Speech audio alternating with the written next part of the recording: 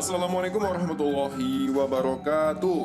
Halo anak-anakku kelas 6 dimanapun kalian berada. Pada kesempatan kali ini saya akan menyampaikan rangkuman tematik kelas 6 pada tema 5 subtema 2. Ada 5 muatan pada video pembelajaran ini. Yang pertama adalah PPKN tentang keberagaman ekonomi. Kedua, bahasa Indonesia tentang daftar riwayat hidup. Ketiga, ada IPA yaitu magnet. Keempat, ada IPS tentang ekspor dan impor. Dan yang kelima adalah SPDP tentang poster dan kemasan produk. Sebelum kita mulai, jangan lupa berdoa dulu ya. Oke, yang pertama kita akan belajar IPA yaitu benda magnetis. Benda magnetis adalah benda yang dapat ditarik oleh magnet. Nah, contoh dari benda magnetis diantaranya adalah ada peniti baju, kemudian ada paku, kemudian lagi ada penjepit kertas, dan ada gunting. Bisa kalian buka bukunya pada buku tema 5 subtema 2. Selanjutnya, benda non-magnetis. Benda non-magnetis adalah benda yang tidak dapat ditarik oleh magnet. Contohnya adalah ada pensil, kemudian sisir rambut, daun, dan kaca. Kemudian ada 3 jenis golongan benda berdasarkan dapat atau tidaknya benda ditarik oleh magnet.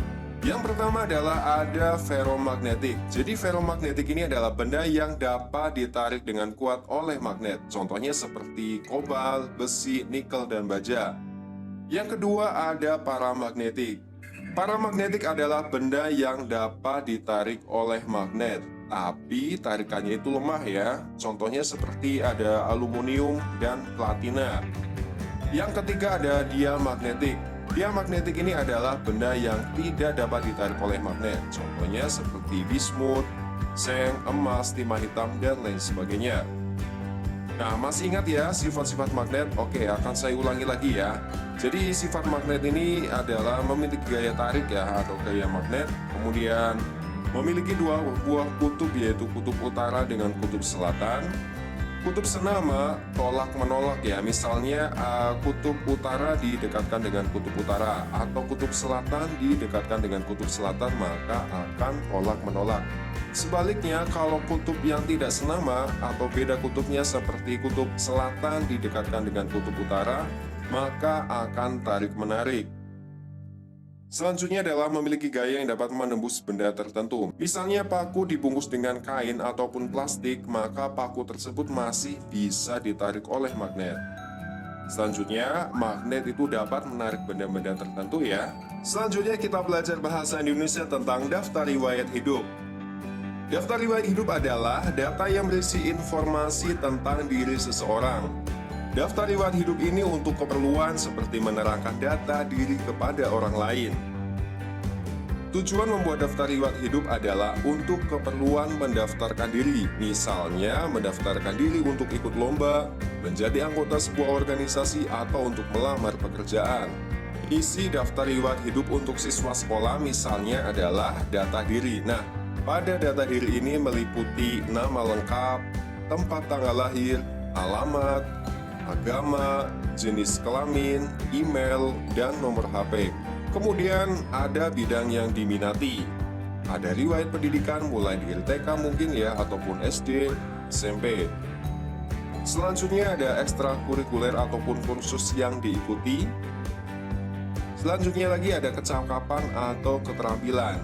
Dan yang terakhir adalah kesimpulan. Pada kesimpulan ini disebutkan yang paling menonjol pada diri kalian ya, misalnya seperti keterampilannya. Oke, daftar riwayat hidup itu dibuat sesuai dengan kebutuhan ya.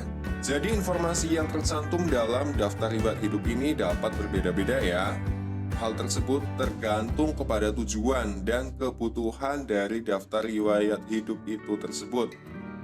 Misalnya daftar riwayat hidup siswa itu tentu berbeda dengan daftar riwayat hidup melamar pekerjaan. Oke, berikutnya kita masuk pada pelajaran IPS, yaitu kegiatan ekspor dan impor. Kegiatan mendatangkan atau memasukkan barang dagangan atau komoditas dari luar negeri disebut mengimpor. Kemudian, kegiatan mengirim barang dagangan atau komoditas ke luar negeri disebut mengekspor. Nah, contohnya ini ada ekspor batik. Jadi kerajinan batik dan gerabah kasongan adalah 2 contoh wirausaha yang telah mengekspor produk luar negeri. khususnya ke negara-negara ASEAN. Berdasarkan data Kementerian Perdagangan, ekspor produk batik cenderung meningkat setiap tahun. Batik Indonesia sudah diekspor ke berbagai negara ASEAN seperti Malaysia dan Singapura. Selain itu juga ke negara Amerika, Eropa, dan Australia. Oke, contoh kegiatan ekspor gerabah di Kasongan. Kalangan perajin di sentra kerajinan gerabah dan keramik Desa Kasongan, Kabupaten Bantul, Daerah Istimewa Yogyakarta mampu mengekspor berbagai macam kerajinan. Ekspor tersebut mencapai 80 kontainer per bulan atau setara dengan sekitar 6 miliar rupiah. Berikut ini adalah contoh 10 barang yang diekspor Indonesia. Ada bahan bakar mineral, lemak dan minyak nabati, mesin dan perlengkapan elektrik, kendaraan dan bagiannya, besi dan baja, logam mulia, perhiasan dan permata, karet, mesin dan perlengkapan mekanis, pakaian dan aksesorisnya, dan alas kaki. Nah, sebaliknya ada 10 contoh barang yang diimpor oleh Indonesia. Di antaranya adalah mesin dan peralatan mekanis, mesin dan perdagangan elektrik, besi dan baja, kendaraan dan bagiannya, serelia, kemudian ampas atau sisi industri makanan, logam mulia, perhiasan dan permata, gula dan kembang gula, bahan bakar mineral, dan buah-buahan. Oke, masuk pada pelajaran SBDP tentang poster. Poster adalah pengumuman atau iklan dalam bentuk gambar atau tulisan berisikan himbauan atau ajakan untuk melakukan sesuatu. Poster merupakan salah satu jenis reklame yang sering kita jumpai. Poster biasanya sering kita lihat di jalan-jalan atau ditempel pada tempat-tempat yang strategis. Tujuan dari poster ini adalah agar masyarakat menjadi tahu tentang kegiatan atau acara yang akan dilaksanakan. Misalnya seperti kegiatan vaksinasi. Kemudian menjadikan produk atau jasa kita dikenal dan digunakan oleh masyarakat.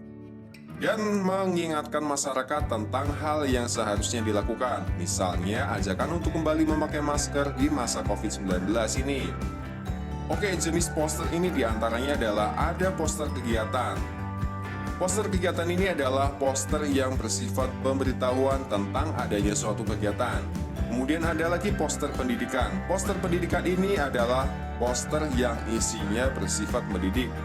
Berikutnya poster niaga. Kalau poster niaga ini adalah poster yang berisi penawaran sebuah produk atau jasa.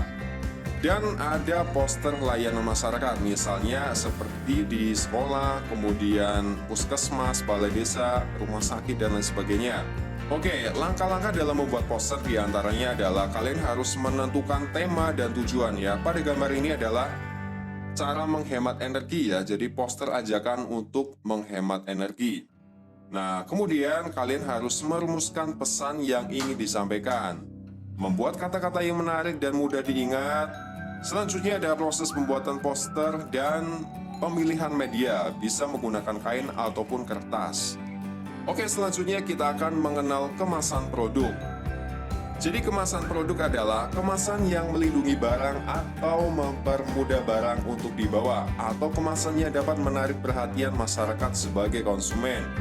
Nah, fungsi dari kemasan produk ini diantaranya adalah melindungi dan mengawetkan produk sebagai identitas produk dan meningkatkan efisiensi, misalnya agar barang tersebut mudah dibawa.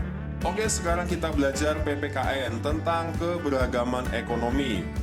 Keberagaman ekonomi adalah kondisi kegiatan ekonomi di dalam masyarakat yang beragam atau berbeda-beda.